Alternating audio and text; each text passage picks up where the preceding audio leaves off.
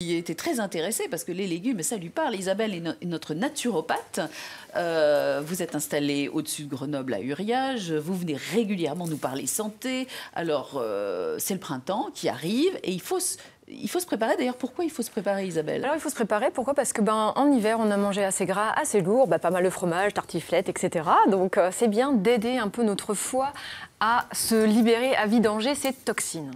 Et donc, pour cela, on va faire quoi? On va manger des légumes amers, comme par exemple l'endive, l'artichaut, le radis noir, c'est bien aussi. Ça, c'est plutôt pour la vésicule biliaire que le foie. Et on va également manger des légumes un peu soufrés. Le céleri, par exemple? Oui, céleri, ail, oignon aussi. Le chou, non? Chou, oui, un petit peu. Ou bien sinon, pissenlit, là, on commence à en trouver. L'ail des ours, un petit peu pour les plantes sauvages. Donc c'est vrai de mettre tout ça un petit peu dans notre assiette. Même les radis qu'on commence à trouver, les radis roses, là, c'est vrai que c'est bien de pouvoir en remettre un petit peu dans nos assiettes. Et on va également s'occuper des reins. Pourquoi? Parce que c'est bien de s'occuper du foie, mais si on n'ouvre pas l'émonctoire rein, donc l'organe qui va aider aussi à nettoyer, vous allez avoir ces déchets qui vont tourner à l'intérieur de vous et on va s'auto-polluer en quelque sorte. Ah, c'est sympa, on va avoir des boutons, la langue chargée, fatigué, maux de tête. C'est ce qu'on a un peu tendance à faire avec cette folie de la détox. Oui, la détox, attention, c'est pas pour tout le monde vraiment. La détox, souvent un foie qui est fatigué, moi je vais pas le drainer, je vais d'abord le soutenir et après seulement je vais pouvoir le nettoyer. Il faut imaginer notre foie comme un petit coureur de marathon. S'il a déjà fait l'ultra-trail, une grande compétition, on ne va pas lui demander de courir encore quelques kilomètres une fois qu'il est arrivé. On va lui dire tu te reposes et demain, il sera capable de nouveau de bien pouvoir courir et bien pouvoir se vidanger, nettoyer. Ça vous parle, Guillaume? Vous êtes très, très attentif. Oui, je suis sportif aussi, donc j'aime bien donc ça vous parle. Du sportif. Non, mais nous aimons beaucoup les conseils d'Isabelle parce que c'est raisonnable et surtout, il ne s'agit jamais de punition. Vous voyez ce que je veux dire? Alors, les reins, et aujourd'hui, vous allez nous parler d'épices et notamment de lait d'or. Donc c'est une boisson qui est plutôt originaire d'Inde.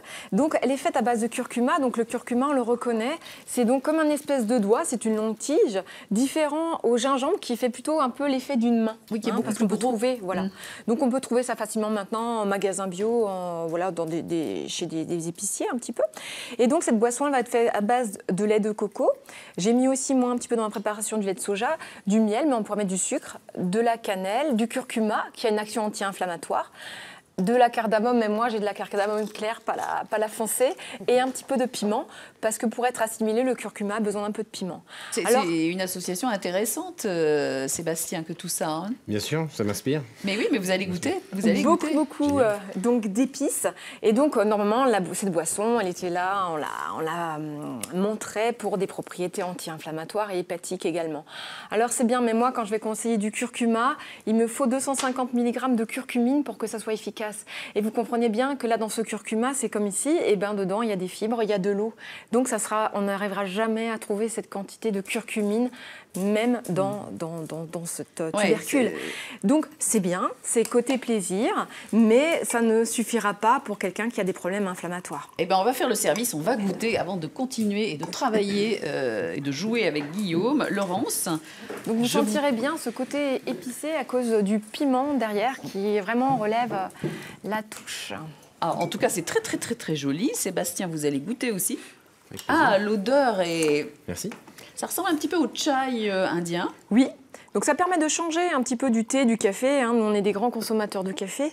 Et ça permet d'avoir aussi une petite boisson réchauffante, gourmande, vraiment agréable, moi je trouve. Ça fait un peu voyager aussi. Moi, j'adore le voyage. Alors, si je puis me permettre, c'est une boisson très doudou et puis avec un twist derrière qui arrive. Qui ramène. Sébastien, qu'est-ce que vous en pensez? Je l'imaginais froide en fait. Ah non, c'est vraiment... Vous avez été cueilli. Exactement. Et c'est vraiment très agréable. Effectivement, c'est très chaud. C'est délicieux. Alors, Guillaume, au boulot. Puisqu'on a un champion d'orthographe avec nous, on va jouer et vous allez nous proposer un petit quiz avec un mot à épeler. Alors n'ayez pas peur autour de cette table, c'est en toute bienveillance. On en tremble déjà. Oui, non, mais voilà. C'est collectif. C'est totalement collectif. Alors j'ai répertorié quelques mots que tout le monde connaît. D'accord. Mais dont l'orthographe est plutôt inconnue. Voilà. Certains sont en rapport avec nos invités. Alors je commence par exemple par le mot profiterole. Oh là là là là, profiterole. Sébastien Alors, se cache là. Profiterole, comment écrivez-vous profiterole? Parce que en tout le général, monde connaît. on mange, on cherche pas à je vous- l'écrire, mais bon.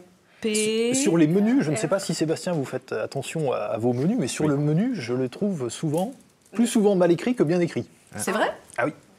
Alors moi, je dirais qu'il y a pas de double lettre, mais je me trompe? Non, c'est bon.